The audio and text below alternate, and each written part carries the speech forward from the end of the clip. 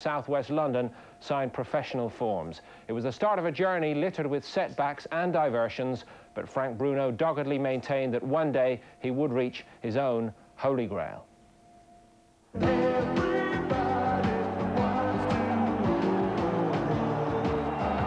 It was all 14 years ago, 1982, the year that a gawky, awkward, naive 20-year-old Frank Bruno began his professional career, telling us that one day he would rule the world. Bruno had grown up as a bit of a tearaway and bully on the streets of Wandsworth in South London. His first fight was with his teacher, and they sent him to a school for problem children. He cried all the way there. In his early days, he was a bit of pretty awkward. I mean, you go through those things, but not nasty with awkward, but I mean, you know, challenging and wanting to be noticed. He was watching television, and the Magpie programme was on, and a boy on that asked for people to fight of his own age because he was so big. He was only fighting men. So we contacted the Magpie programme. They put us in touch with the lad, and we went up there, and they fought, and it only lasted one round. Bruno's fighting became legit in the ring. In 1980, he became the ABA heavyweight champion. Bruno had signed with Terry Lawless, who'd already produced 3 world champions in John H. Stracey, Maurice Hope and Jim Watt. Then they were almost like father and son, and they had a powerful promoter behind them in Mickey Duff. Bruno was so keen in those days, they could hardly keep him out of the gym. If a boxer likes training, it's very hard to stop him because boxers have very little to do other than train. But Frank's career was nearly stillborn because of eye trouble. We had to send him all the way to Colombia to have the treatment, but the treatment was successful, and we paid all the costs of it, and eventually was granted a license. Who cared that the opponents were hand-picked for harmlessness? Big Frank was knocking them over, and even though he rarely intended it, he just had that way of making you laugh. The nation was suddenly hooked on this big, doleful, ultra-polite bloke with the deep voice. Everybody out there, Harry, I'd like to wish him a happy Christmas and a prosperous New Year. Thank you very much. As a pro, the first alarm bells were ringing in his 19th fight. Bruno was poleaxed against ex-jailbird Jumbo Cummings. Oh, what a good right hand, right on the bellum. Oh, Bruno's gone. He's gone. He survived somehow and went on to win.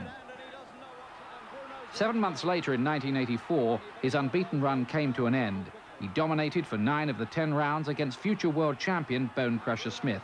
Then it all went wrong. And he doesn't know where he is. Smith doing a Cummings on him. And Bruno looks out on his feet to me. Oh, he's got him. Oh, dear me, the end of the Bruno story by the look of this. Well, I can remember at the weigh-in, Bone Crusher turning round to Frank and making a remark to him like, I'm going to knock you out, or words to that effect. And Frank looked at him. I kept saying to Frank earlier on, I knew that fella was going to do that. Frank, don't let him get at you. Don't, if he do, but don't show any signs of anything. It's an amazing thing. I had a spirit, like a spirit message. At the end of the 9th round, I walked out of the building into the dressing room. I said, I can't take this. I had a feeling, a premonition, something was going to happen.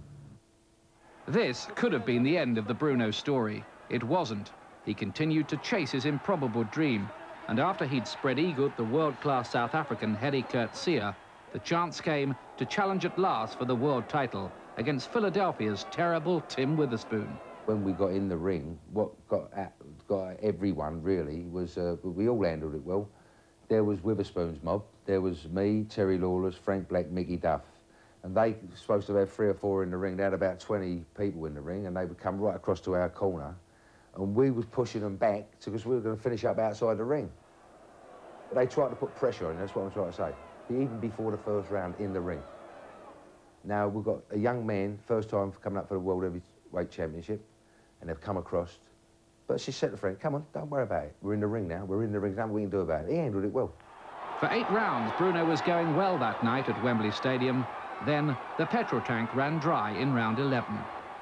And Bruno is close to defeat at this moment. He's going to go down, he's going to go down. Witherspoon's got him in the 11th round, and Bruno goes over him. Witherspoon's hit him while he's on the floor, and the towel has come in from Terry Lawless.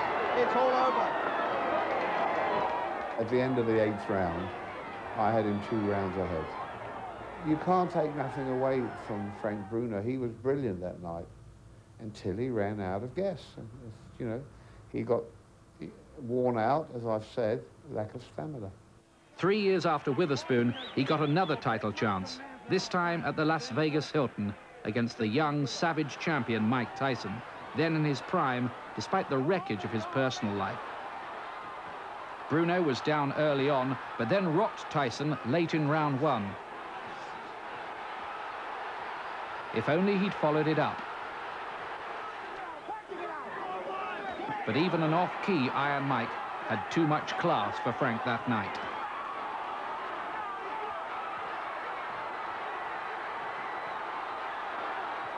The only reason he got beat with Tyson was he got hit on the chin. He was down in the first round. It wasn't caught properly, but it was caught enough to be dropped. And he got up without a count, I think. And that went on.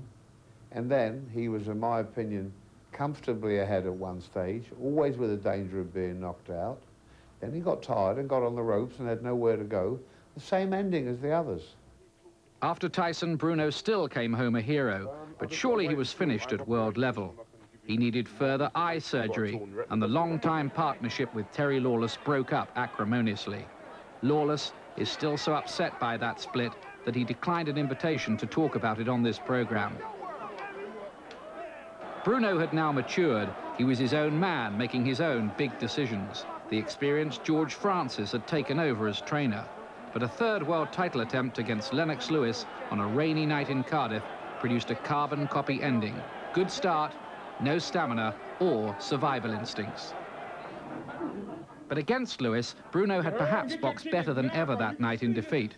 Promoter Frank Warren snapped him up, and Bruno, fighting on when most would have given up, engineered a 4th and surely last chance against Oliver McCall. The rest, you know.